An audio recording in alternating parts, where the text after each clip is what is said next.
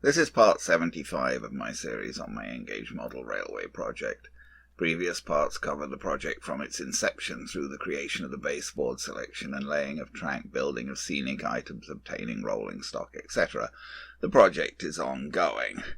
This part is by way of being another scenic catch-up, covering various scenic items added or updated on the layout that haven't been addressed in this video series. Metcalfe corner shop and pub, more terraced houses, more workers' cottage, Dornaplas terraced house, tiny signs, an additional engine shed, P&D Marsh goods yard set, backdrop extension and foam hill to hide the TV, another Fleetline water tower, and a couple more arches for the Viaduct, most of which can be seen in this introductory collage. This was a bunch of old N-gauge kits that I picked up from tiny railroads in Delhi, Ontario. Scotty at Tiny Railroads had picked them up, used from somebody. Used but not built yet. At the left you can see a couple of older Metcalfe card building kits for terraced houses and a corner shop and pub. At the bottom right is a little Dornaplas plastic kit for a terraced house. The kits for a card coal mine, an LMS station and Graham Farish cottages have already featured in other videos in this series. The two Metcalfe building kits were older versions that showed some distinct differences from current Metcalfe kits. Simpler, brighter colours and less sophisticated assembly techniques, but they still offered the ability to build some nice items. The corner shop and pub kit actually allows you to build 2 shops, 2 pubs, or 1 of each. Here is my corner shop under assembly, and here it is pretty much finished apart from some work colouring in the card edges where they show. Quite a nice little model, and I did remember to fit curtains to the windows of this one. The kit provides signs and interiors for a variety of different shops, grocers, off-license, newsagents, etc.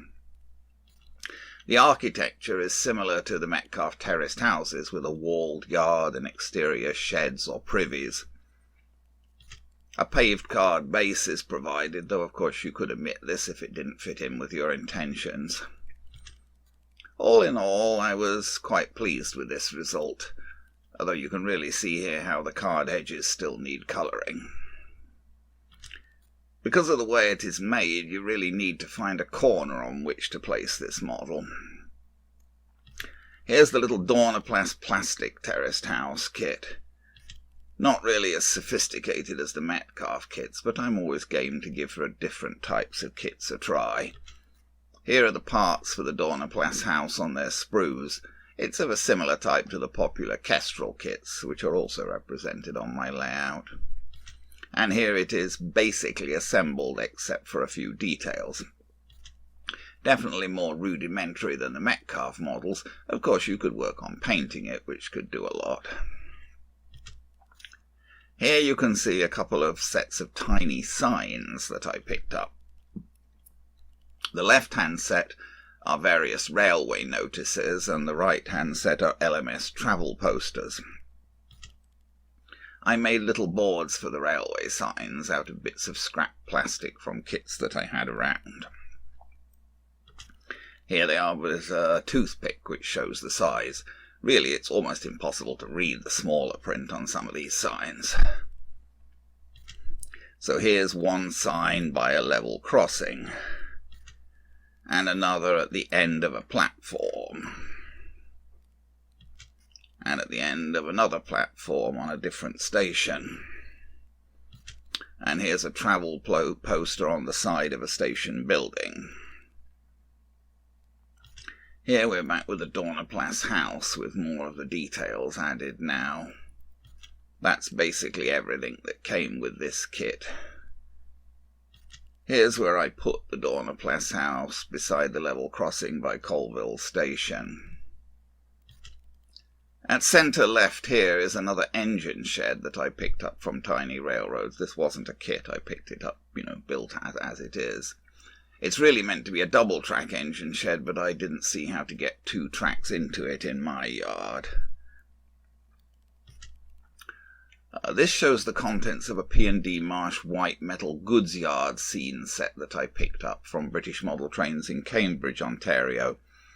Some of the items have already been assembled, the horse and cart at the back, the grounded wagon body and the little lamp hut, and everything has been given a coat of primer, which is necessary before you paint the white metal parts. With the pub and shop kit, I decided to build one shop and one pub, and here's my version of a pub nearly complete. And now pretty much entirely complete with the chimneys added, etc. The hanging sign at left was a bit of an improvisation of my own. I just used a plastic stick left over from some kit and a piece of thick card for the top. Several different pub names are provided, but the Weaver's Arms was the only one that came with the combination of sign sizes that I needed, a small one to hang and a larger one for the wall. I used a black marker to go around the edge of the signs, because obviously if they were just cut out of cards showing cottages, they wouldn't look so good.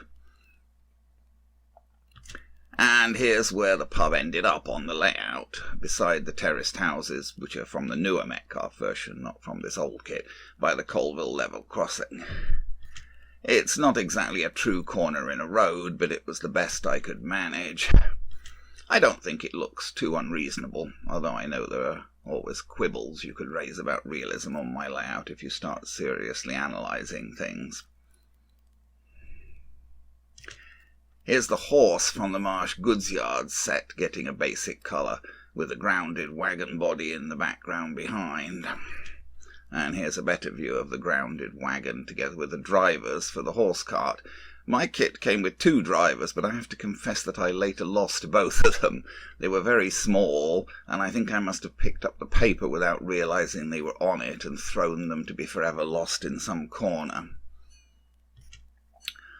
Now, I'd built the coal mine from the card kit and put it on top of the tunnel with a little rail spur, but this just attracted more attention to that corner and made the TV sitting there particularly ugly and obvious, so I tried to do something about that. First, as can be seen here, I printed up a bit more background image on my slightly ropey PC printer.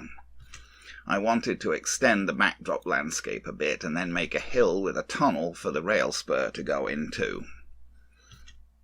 I needed a fairly big hill, unfortunately, to hide the TV. Since I didn't have a large enough piece of foam left on hand, I glued 2 pieces together. I had various tunnel portals on hand that I'd picked up here and there. These Knox single-track portals seemed most appropriate for this project. I cut a hill from the foam pieces using my hot knife, which can be seen at bottom left here. It's basically kind of like a soldering iron, but you put a craft knife blade in it. It's awkward having such a large flat piece, but it seemed the only way to hide the TV. I used some putty to fill in the join in the foam and cut a hole for the tunnel. I sprayed the piece with green paint and then sprayed Scenic cement on and sprinkled on different colours of grass flock. Next I painted the tunnel mouth flat black and glued on one of the Knox portals. Not really the most satisfactory result. I glued a piece of black felt at the back of the tunnel so you couldn't see through it.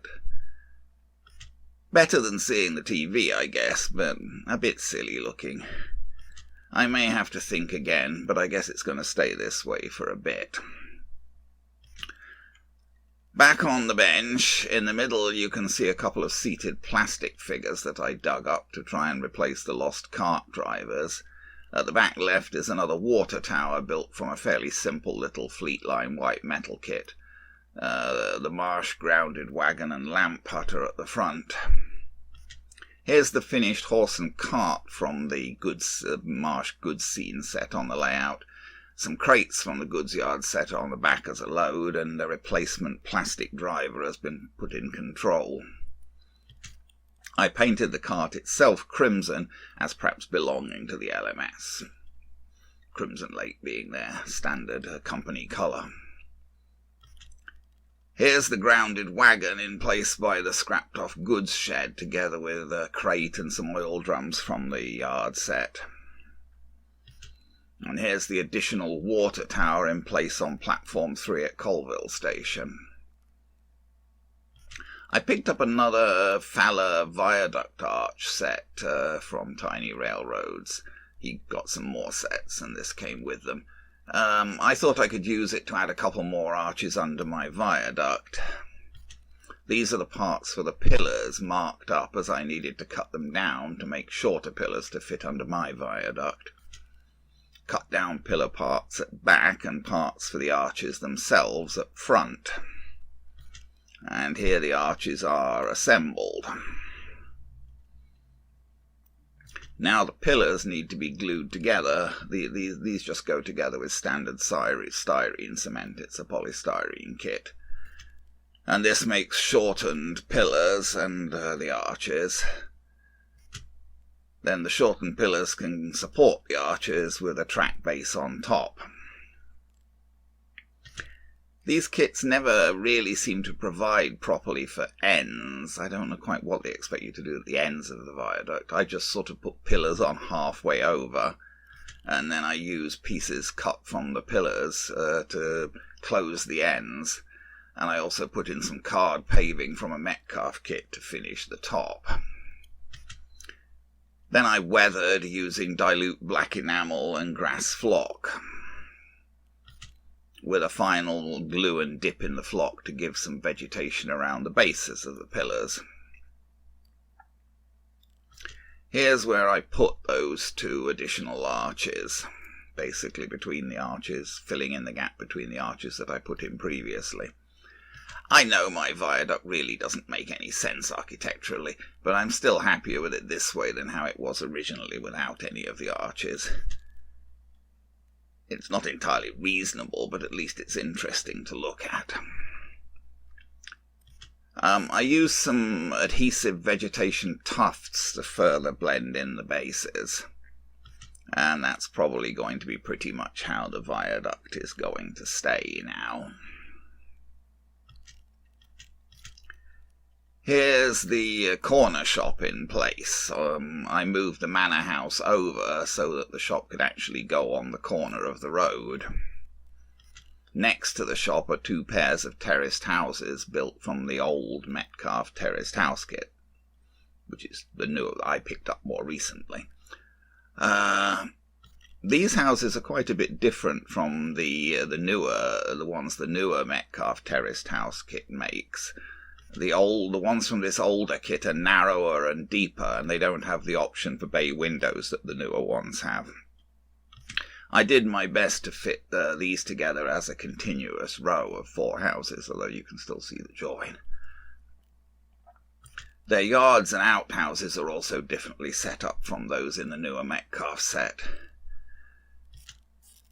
That corner is getting pretty crowded now, but I think it more or less works. I had previously built 2 pairs of workers' cottages from the current Metcalfe kit and placed them behind Scrapped-Off Station as railway cottages.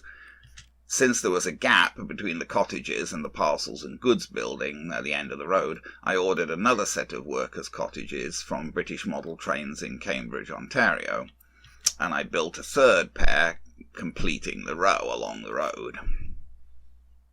I think this looks better than having a gap there. The new one is the one behind the truck there. Of course, there's a limit to how much I can go on shoehorning buildings into my layout. Still, I don't regret adding this one. I think it's a useful addition.